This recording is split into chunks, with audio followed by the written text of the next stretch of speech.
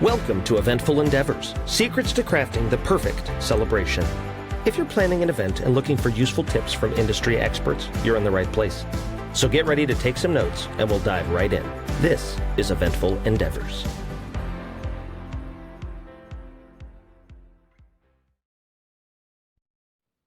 Hello, everybody. This is Mike Sherman with Felix and Fingers Dueling Pianos here with another exciting episode of Eventful Endeavors, where we will be talking about all things events and weddings and parties and anything you might think of. Today, I'm here with a very special guest, Sholeh Munion. She's been working in the event industry for 20 years. She's planned massive trade shows, corporate association meetings, nonprofit galas, international and diplomatic events, weddings, social events. She's a certified meeting professional. She takes her work very seriously while also bringing joy to the planning process for clients. A great part of the work of a planner is being a problem solver, combined with the knowledge of how to connect with people, and that is her passion and who she is to her core. A people person with an eye for detail and a brain for logistics. She values community, supporting other small businesses, specifically minority and women-owned business, and she believes in lifting other people up. Social justice and empathy are the core of who she is. Aside from that, she's visited 45 of the 50 United States, 6 countries, including living in one of them for 18 months. Oh, my goodness. And the familiarity and comfort with the international nature of the events industry has enabled her to adjust to any situation she's in. She reads at least 2 books a week. She travels. She spends time with her friends, her family. She loves baking, being in nature, mentoring, volunteering. And she lives with her husband and her 2 daughters right here in Chicago, Illinois, where I am also based. So thank you so much for joining us today. How did I do? Did I get your bio pretty accurate? It was incredible, and I think that was probably the best version I've heard, so I appreciate it. Great. Well, thank you, and I'm so glad you're here to join us today. We worked together on a wedding last year, and I was so glad to have you reach out about chatting with us on the podcast. So tell me a little bit first, kind of before we get too far into it. I'm just so curious about which country you lived in for 18 months. That's what I'm... I actually lived in Israel. I Oh, was working on an international event there, and I needed to be there on site, and then I, basically got to travel around as well. So I went to Turkey. I've been to Greece. I've been to China. I've kind of just traveled as much as I possibly can. I want to do more. yeah. My goal is to take my kids as many places as I can, and they're already starting their domestic travel. So next is Oh, international. that's amazing. Yeah, I have a 8-year-old. Well, he's 8 this Friday. We just went to Ireland and London and Amsterdam this year. It was my first time in Europe actually ever too, but it was just really cool to get to show him that and just see these different cultures. And so we're very excited to do it again somewhere else. So yeah, It's fun. so exciting. And my other totally unevent related question, just because I'm kind of a nerd like that, is what have you read recently? You say you read a lot of books. What's kind of what are a couple either recommendations or just ones that you've recently been listening to or reading?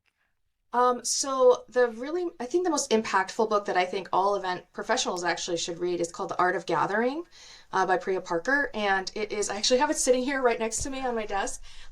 It's such a great kind of underlying psychology of events, and it's not just for events people. It's written really, I think, with a broader audience, but I think it's a really good study of how to think more deeply about events. Why do we host events? What's the purpose?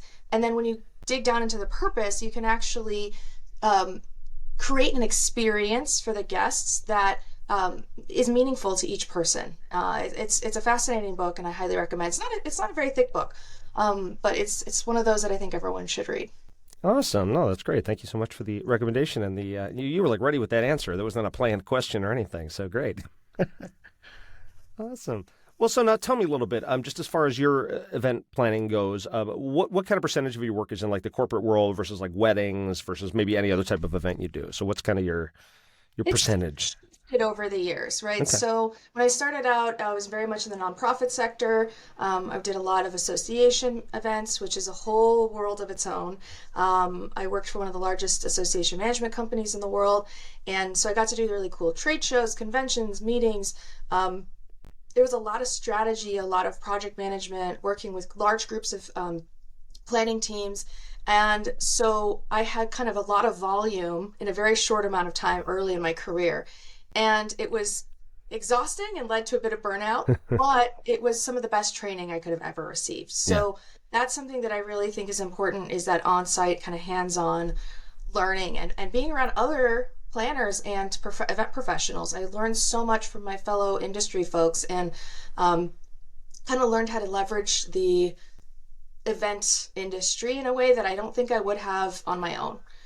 So that was really powerful, and that was, probably 90% of my job, right? I was working full time, and on the side, I was doing weddings and social events, because when you're the only event planner that people know, you're going to get hired to do all sorts of things. Right. So I would do a lot of those types of things on the side, and when I had my first daughter, I actually kind of flipped the percentage of what I was working on, and I moved over into more weddings, mostly because it fit my schedule better, and I was wanting to kind of change the kind of corporate feel of my work.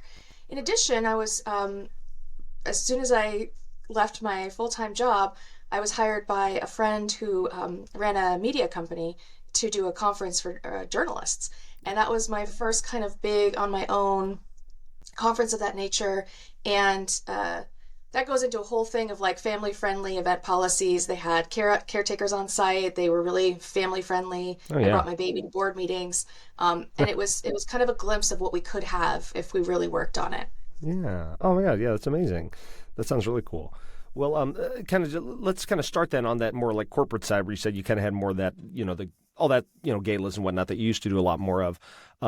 Just as far as speaking of like the corporate work, that sort of thing, what are some on-site challenges that you experienced, dealing just in that world? Because it's such a different world than the wedding world, obviously, with the whole other challenges. Yes. So I would say that a big I think, well, there's two main ones that I've noticed. One of the first ones is the short-term nature of that work. A lot of the time, corporate events and even nonprofits have shorter time turnaround times for things, and decisions are made very quickly, and things change very quickly. So you might be starting a general session even on site, and the executive director comes over and says, we need to remove 10 rounds and 100 chairs from this room right now. And there's 1,000 people are about to walk into the room, and you're working at a hotel, right? And so how do you handle that with grace, and also with strength to say back to somebody, hey, I think this is a bad idea. I really want to support you with this. However, let's figure out a different way to do it so that we don't have tables rolling out while guests are walking in, which is A, a safety hazard, and B, it doesn't look great. Mm-hmm. And so being able to have those difficult conversations in the heat of a moment, I think, is one of the most challenging and also best skills that you can learn for working with corporate and nonprofit clients, because that pressure cooker, a lot of folks aren't used to working in that. And as event professionals, we're like, oh, yeah, this is normal. But the vast majority of people are not accustomed to this, and it can make them very anxious, very frustrated, very concerned about their event. And we have to be kind and also firm so that we make sure that the event goes off well. Yeah. Well, and that's what's, great about, I'm sure, working with somebody like you, is there is a level of trust that is instilled immediately. So it's like, you feel like you have that authority to say, we really should do it this way. It's like, that's kind of my thing too, is like, I'm not going to force you to do what I want, but I'm sure as heck going to give you my opinion if I think it's the wrong idea. Then, you're still the boss, but I'm here because I'm the expert. So. Yeah. And that allows people to also feel like they have a partner in the process. Like, our job is to be their partner. It's not to tell them what to do. It's not to just be railroaded and not listen to it all. I think it's really, you see that as a partnership, and if you establish that from the beginning, it makes the whole process a lot easier. Oh yeah, absolutely. And yeah, it's a whole different type of stress that comes with those sorts of things. Because even when we put together, corporate shows or fundraisers, a lot of it's like a big process before they even book us, and then they book us, and it's like ready to roll, and we're going in like 2 weeks or a month or something. Whereas your weddings, they're signed on the dotted line 18 months out sometimes, and then it's like, well, now what do we do? So it's a whole different world. Which it's like, I don't know. I like having experience in both. And to answer your question from earlier about right now, my business is about 50-50. So I'm doing, kind of a mix of corporate, gala, and then weddings. And it's a really nice kind of balance, because I get to use my brain in different ways, which I think is really fun. Yeah. Yeah. No, that's, kind of similar with us. We used to do a lot more weddings. We still do a lot of weddings, don't get me wrong, but now we've just started doing more of the corporate stuff, more fundraisers, that sort of thing. And it just selfishly as a performer, it's fun because you don't really get sick of it. It's like if I was just doing weddings, and if I'm just doing the same kind of shows over and over, but it's like every week I'm like looking at my calendar. I'm like, what do we got today? Oh, we got a fundraiser, we got a public show, we got a wedding. I never get sick of it. So it's fun, which I'm sure you can empathize with as well. Just going to all the events. Oh my gosh. Well, then let's kind of jump into the world of weddings. One thing I always like to kind of ask people to start off is just sort of curiosity. What are kind of some trends that you've seen kind of picking up in the last year or two? Or similarly, what are some things that you see that have kind of gone by the wayside maybe over the last 5-10 years? I mean, I certainly have thoughts on it too, but I always like to ask, where are we in the wedding world right now? I think there's the normal answers like we're seeing less garter tosses and bouquet tosses, right? And we all know these kinds of things are coming in and out, or we're seeing certain kinds of cakes come in and certain kinds of, colors and all of that. But I actually want to shift away from that a little bit and think about what I'm seeing in terms of trends with event professionals actually spending a lot more time thinking about their craft. Because what it does is it impacts the wedding experience so greatly. And I'm seeing a lot more couples choosing to work with professionals and making an effort to find vendors who are really at the top of their game. And it doesn't mean that they're necessarily paying top dollar or luxury prices, right? But they're reaching out to people who truly are interested in growth, in education, in collaboration. It's something that's super important to me. And so when I have couples reach out to me, a big reason why they book is because they're looking for that professional level of experience. I've got a lot of couples who work, they are professionals, they work in whatever field they're in, but they see the value in that. And so they're trying to find that level of experience with their vendors. And so if we are building a culture of collaboration with each other as vendors, we have the people that we can recommend. We have that understanding of who's going to give them that experience that they're looking for.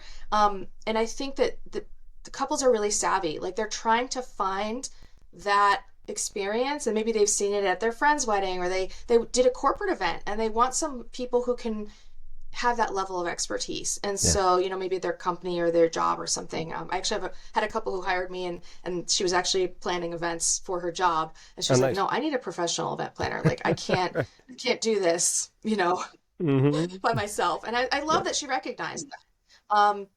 And so our industry thrives when everyone does well, right?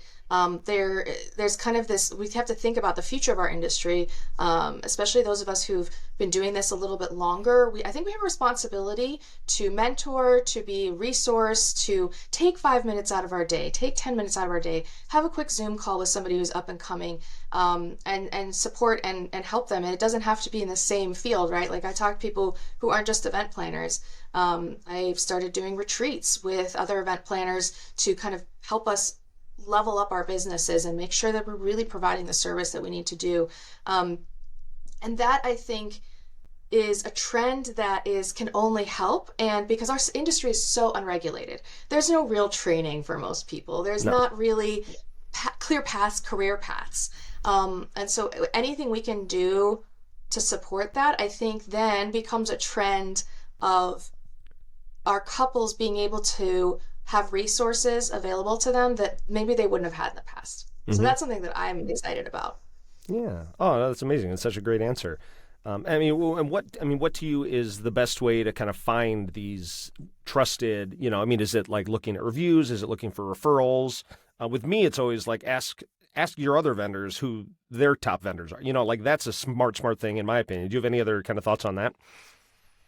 Yeah, that would be my first recommendation too. I feel like, venues is where a lot of people start, right? And that's why so many vendors are so interested in getting on the venue list. But I think that there's a lot of untapped resources. For example, I as a planner may not have dates available for a couple, but it's shocking to me how few people used to ask me for recommendation for another planner. Yeah. And maybe they think that it's competition or something, but I'm like, well, if I don't have your date available, so I've actually created a template where I have, depending on kind of their style, where they're located, all that, I might recommend certain planner friends of mine and say, hey, I'm not available on your date, but I hear 3 people that I think you might want to reach out to kind of, because if they got to me and they like my style, they'll probably like these other folks, right? And so I feel that that's kind of something that's actually something we should be doing more of, is offering those alternatives so that people are at least going to our trusted, network. Um, I think I think people think that maybe if they ask their photographer for a planner recommendation, they're like, oh, I don't know if they'll have somebody. But like, we all work with people. Yeah. We've all had experiences, good and bad. So I think that that's obviously the first place. And then, I have kind of an issue with reviews because I think they're great and I think you should definitely look for reviews. And if there aren't any, then, rethink it. Hmm. But also, a lot of people are really afraid to share their negative experiences. Hmm. They're afraid it's going to come back on them, like as couples, especially in the wedding industry. And so I feel like sometimes there's not as much honesty as there should be. Sure.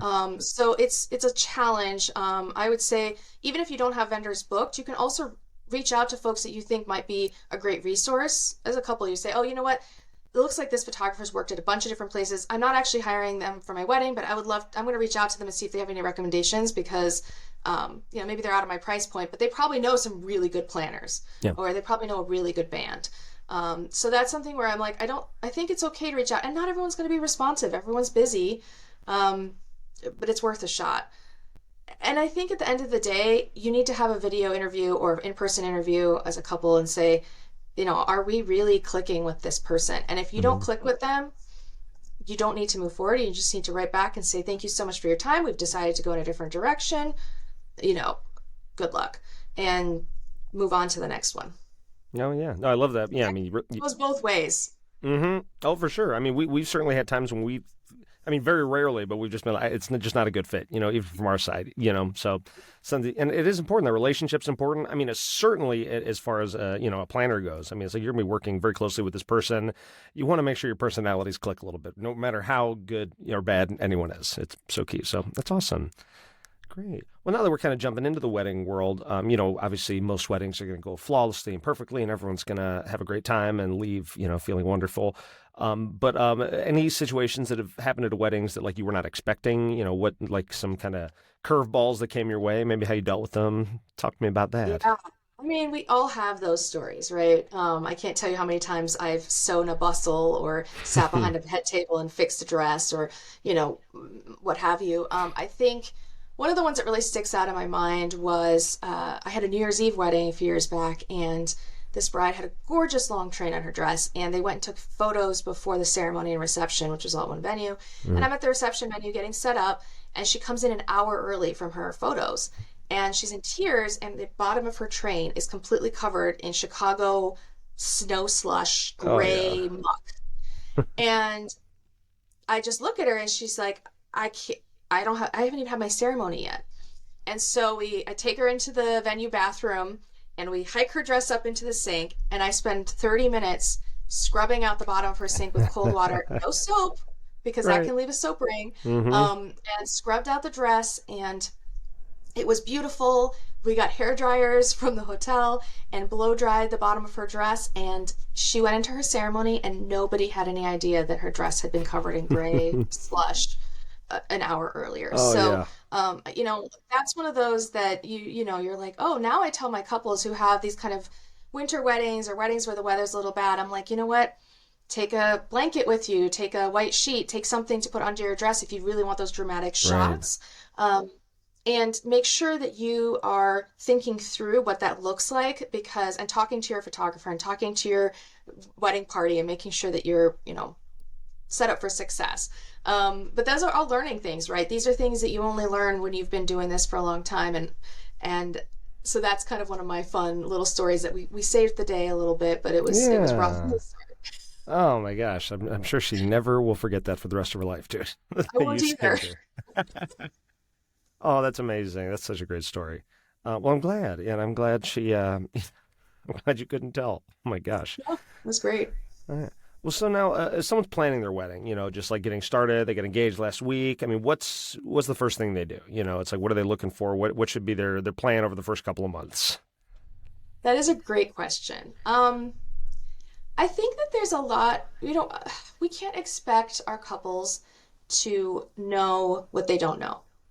And I think that a lot of us sometimes, we've been doing it for a while and we get a little bit like, oh, why did they call me earlier? But like, people get to a certain point and they're like, oh, I should have reached out to the band 6 months ago and now I'm panicking because I don't have that figured out. Or they book a band first and then don't realize that their venue is it's going to be really hard to accommodate that space, right?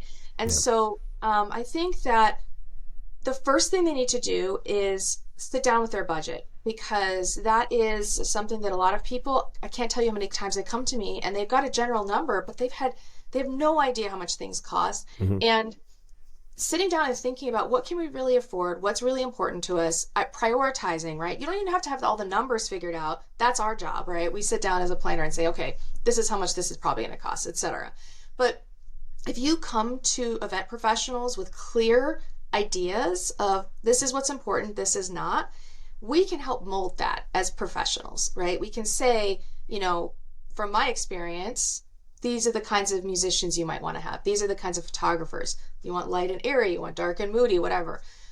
So I would say a lot of people think that they don't need a planner because they can do most of the work themselves. And what they don't realize is how much you can do with the power of a planner behind you.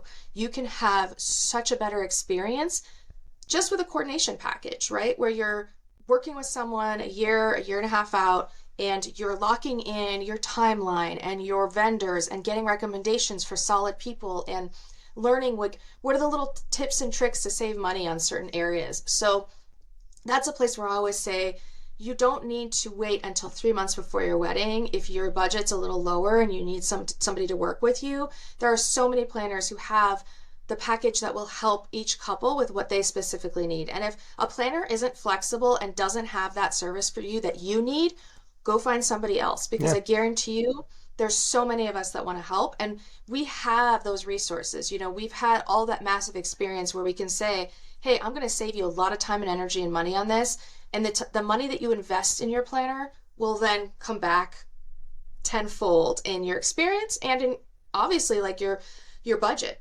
Yeah. So that's a place where I say that there's navigating the challenges of wedding planning. You don't need to go all or nothing. There's definitely an in between, and I think that's something that I think more couples need to know, is to use us as a resource and see us as kind of like that trained mountain guide, right? Like, you're not going to climb a mountain not knowing the path, not having done your research. Well, hopefully you won't. But if you don't have that knowledge, you need to hire someone who does, and that's our job. Yeah. Yeah, I mean, I don't think I've ever done a wedding where someone had, a great planner who didn't seem more relaxed and calm at the end of the day. I mean, at the beginning of the day, just, able to enjoy everything a lot more. So I definitely see the benefit of it. I mean, and in this world of Pinterest and TikTok and social media, I mean, it is easy to think, oh, I can just do this. But I mean, speaking from somebody who's done hundreds and hundreds of weddings, it makes a huge difference. And like you said, I mean, I wouldn't be surprised if you save money in the end, because your planner's going to be able to point you in the right direction, more so than Google's going to be able to. So. All right. Yeah. Well, and there's not a lot of realism in the TikTok and the Pinterest and the Instagram. Like, Yeah. though a lot of people don't know how much goes into that. And so, Mm-hmm. That's a lot of the time our first conversation that we have is like that vision, and then bringing it to reality. What can we actually do with what you have, and actually be very creative with it?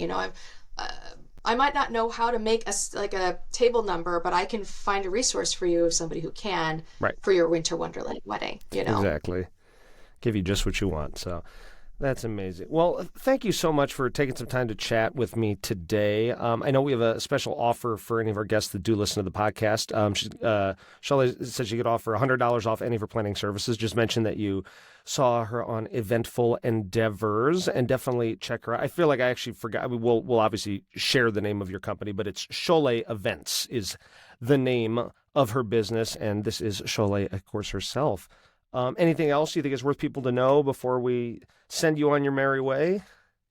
I hire you guys because that was such an awesome experience, and I had such a blast at that wedding. We worked together, and I wish more weddings were like that, because you get a little jaded sometimes. You're like, oh, it's a simple thing, but I had such a good time with you guys, and it was so much fun, and I think more people need to have that experience at events. So I hope we get to work together more. Me too. Oh yeah, it's always so much fun, and that's why I love it, because like I said earlier about never getting sick of the different events, I never get sick of just weddings too, because every wedding is different, work with different people, different tastes in music. So I mean, yeah, it's always just a blast and so much fun. And at the end of the day, I mean, people remember how much fun they have. That's what I always say. So Exactly.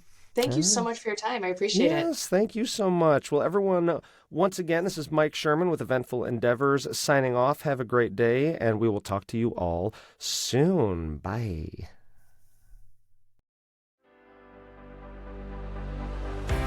Thanks for listening to another episode of Eventful Endeavors, Secrets to Crafting the Perfect Celebration.